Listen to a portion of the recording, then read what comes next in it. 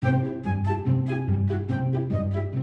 everybody and welcome to Monkey Business Gaming. Today we're giving you a tips and tricks update. We're going to be covering Yata farming, fishing, well the fishing updates I should say, and also Guilder trading. Okay, so Jamie, if you want to take us over Yata farming. Yata farming is a husbandry skill. I did it in alpha for a little bit and I kind of got the hang of it. And what you're going to be getting from this is Yata fur, but I'm not interested in the fur. What a lot of people are wondering, and what myself included, have been Googling time and time again, but all you can find are very loosely translated guides, or full-blown Korean guides, is Yata breeding. And that's what I'm going to talk about today. So if you'll follow me inside the Love Shack. Basically, you want to get down as many Yatas as possible. There's some intricate placings. I've got 19. You can get 20, but I'm not good at Tetris. And what you're going to be aiming for is about 3 to 4 males. I've got 3 at the moment, which is good. But what you mainly want is you want these males in the middle. So this sort of ring here, these two are perfect. I wouldn't mind another male either here or here. Unfortunately, this male in the corner was my first male, so he stayed. He survived. So is he just reaching out to these 3 here? No. Let's take it one step at a time, Jack. Okay. Firstly, you want to feed them and shear them on cooldown. A lot of people make the mistake of feeding their males and never shearing them. That will never work, because basically, you see now they're recovering. After they've recovered, that's when sexy times happen. That's the magic hour. That's the magic hour. So you'll come over to your males and you'll see feed or butcher. And then very occasionally there'll be a third icon and it looks like a music note and it's called encourage. And you want to hit that. And then what it's going to do is the male is going to affect every female in a 5-meter radius. So for that male in the corner, it's probably about here. This loop that I'm covering here. That's quite a few females. It's quite a few females, but do you see now why you want the ones in the middle? Yeah. Because you cover 80 to 90% of the farm. Now, when you hit that excite button, don't feed or shear your females. Always check your males first, because any females that aren't like covering, they'll suddenly start blushing for about 8 hours. Ooh. Yeah. So they get all excited, the male gets all excited, and then basically you have to pray to the RNG gods that your males aren't firing blanks.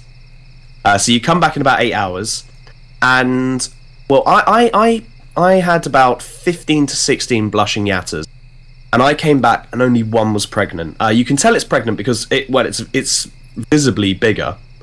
Oh, that's cool. Yeah, it's visibly pregnant, which is pretty cool. And then I believe it was another 8 or 12 hours of pregnancy. And then it costs 200 labour to deliver a baby. Wow, that's it's quite a lot. It's quite a lot, but I mean, it's quite rare. I mean, the RNG circle is quite big here. First, you've got to get the male to be excited, and this has only happened, well, it's happened twice for me, but it happened at exactly the same time on 2 males, so bit of a bust there. You know, 2 come at once. Yeah. But yeah, you deliver the baby if you're lucky enough for them to actually get pregnant after that, and then you could either get another little Yata calf to put down on your farm, like one of these over here. Yeah, for when one passes away, or you might get super lucky. Now, I believe you can get the normal Yata mount through this, and there's a couple of other secret ones, and I got very lucky. So you can see this is the striped Yata, so it's the male Yata. It's faster than the female. It's bigger. It jumps further. You can get there's a black one, a white one, and I think that's it for now. But it's starting to sound a bit like chocobos. Yeah. Hope you get the gold one. Yeah, hopefully one day they put in the gold one. But yeah, no, a lot of people have been asking, how do you know, what's the optimal way to get your Yatas to breed? Am I shearing them correctly? Do I shear them? Do I not shear them?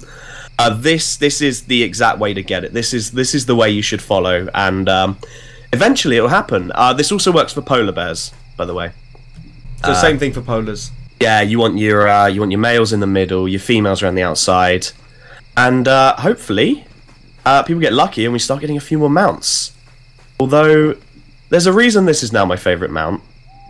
Because it has some sort of certain avian characteristics. It certainly does. Should we go find a mountain? Let's show them. Okay. Okay, so we found a mountain. And Jamie will now display his flying Yata. Here we go. Time for the danger zone. Oh. And then you can just spam the jumping zone. See you later, guys. Yata away! That's amazing! I've never seen you do that. I'll try catch you on my glider. Good luck. Your one limit here, though, is the Yata does run out of mana. That is so great. Oh, is that you? Yeah, I see you pulling up. Yeah. Right, well, let's head back to the to my farm and I'll talk about fishing. Okay, so I've been doing a lot of gathering since launch, and that's because a few things have changed to fishing. One of those being that seed bundles are now only obtained when you get to 15,000 gathering. I'm only at 10k at the moment, so I'm on my way. And you want seed bundles because they give bait, and you need bait to fish. And that's just for basic fishing, that's not for going out into the ocean. However, with trophy fishing there has been a major change in how you get the bait and the lures. So we'll take you over and show you how to get that. So back in Alpha you were able to actually craft the lures and the chopped fish. But one of the major changes that they've made to fishing is that you now have to buy these through vocation points. Now you get these from doing any proficiency, just leveling them up. But they're quite expensive, so you want to save... If you're going for fishing mainly, you want to save your vocation points for the fishing. One thing we have been doing is an absolute ton of trade pack runs because we're trying to get the galleon. And they've changed trade pack runs slightly in that I think the materials for a lot of them have changed. Also, you get a flat rate, it seems like, on Gilder Stars now. So if you take them cross-continent, you're only going to get one Gilder Star unless you take it to a war zone. I definitely wouldn't advise doing that unless it's at peace. I think that one of the best ones to do is probably Cinderstone because it's quite close. If you're East faction, obviously, it's quite close to sort of where we set off from, and you know it's quick and it gives you 2 guilders, so that's pretty great. Unless of course you get a Friedrich Isle, which is the pirate island. It's way up in the north, and if you manage to hand a trade pack in there, you'll get 4 Gilder Stars, which is absolutely huge, but I'm not sure that it's worth the risk.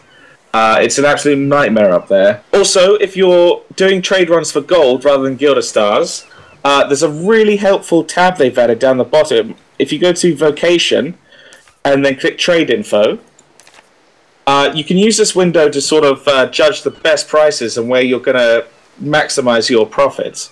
So if you click crafted, say, Falkworth Plains, and then say you want to sell it in Rookbourne Basin, and then you click search, you can see here that there are varying prices. So Falkworth Snow Lion Yarn is selling for 88% of its profit, because that's obviously quite a common trade run. So people are doing that a lot, and it's decreased the rewards you get. And then you've got Falkworth Apple Tarts. Those are at 107, so that's slightly better. But for the maximum profit, if you're doing this run, you want to craft something around the 130% range. Otherwise, you're not really getting the most out of your run. Well, thank you for watching, everybody. I hope we helped you out a little bit with ArcheAge tips and tricks.